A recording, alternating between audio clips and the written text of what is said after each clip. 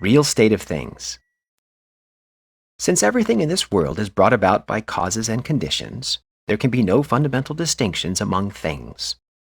The apparent distinctions exist because of people's absurd and discriminating thoughts.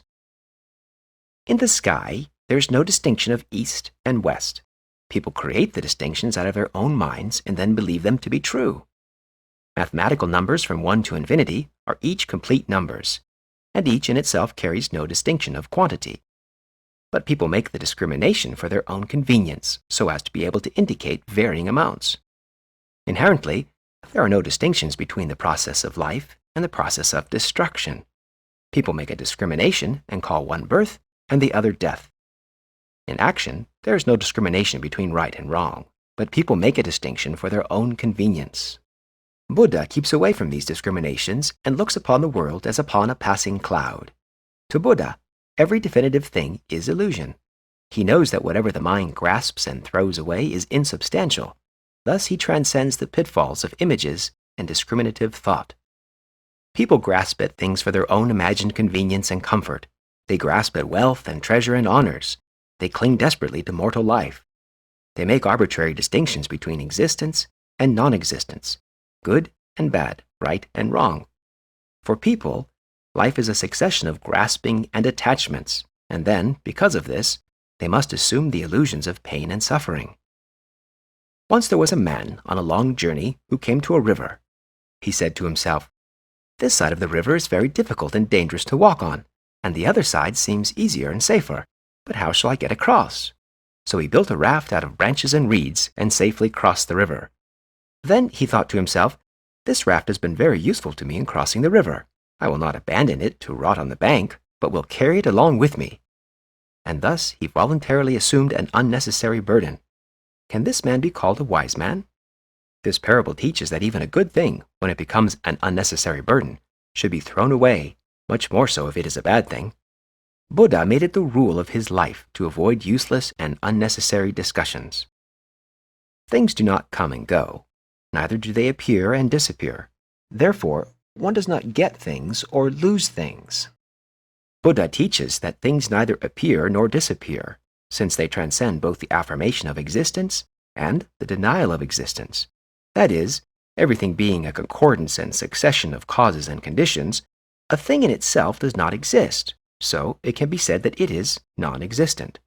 At the same time, because it has a relative connection with causes and conditions, it can be said that it is not non-existent. To adhere to a thing because of its form is the source of delusion. If the form is not grasped and adhered to, this false imagination and absurd delusion will not occur. Enlightenment is seeing this truth and being free from such a foolish delusion.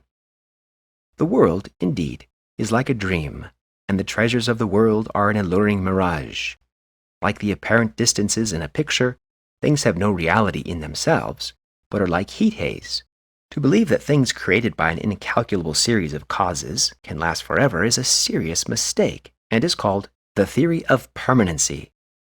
But it is just as great a mistake to believe that things completely disappear. This is called the theory of non-existence. These categories of everlasting life and death, and existence and non-existence, do not apply to the essential nature of things, but only to their appearances as they are observed by defiled human eyes. Because of human desire, people become related and attached to these appearances, but in the essential nature of things, they are free from all such discriminations and attachments. Since everything is created by a series of causes and conditions, the appearances of things are constantly changing. That is, there is no consistency about it as there should be about authentic substances. It is because of this constant changing of appearances that we liken things to a mirage and a dream.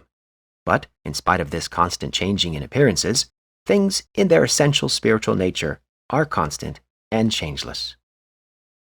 To a man, a river seems like a river, but to a hungry demon which sees fire in water, it may seem to be like a fire. Therefore, to speak to a man about a river existing would have some sense, but to the demon it would have no meaning. In like manner, it can be said that things are like illusions. They can be said neither to be existent nor non-existent. Yet it cannot be said that, apart from this world of change and appearance, there is another world of permanence and truth. It is a mistake to regard this world as either a temporal world or as a real one. But ignorant people of this world assume that this is a real world and proceed to act upon that absurd assumption. But as this world is only an illusion, their acts, being based upon error, only lead them into harm and suffering. A wise man, recognizing that the world is but an illusion, does not act as if it were real, so he escapes the suffering.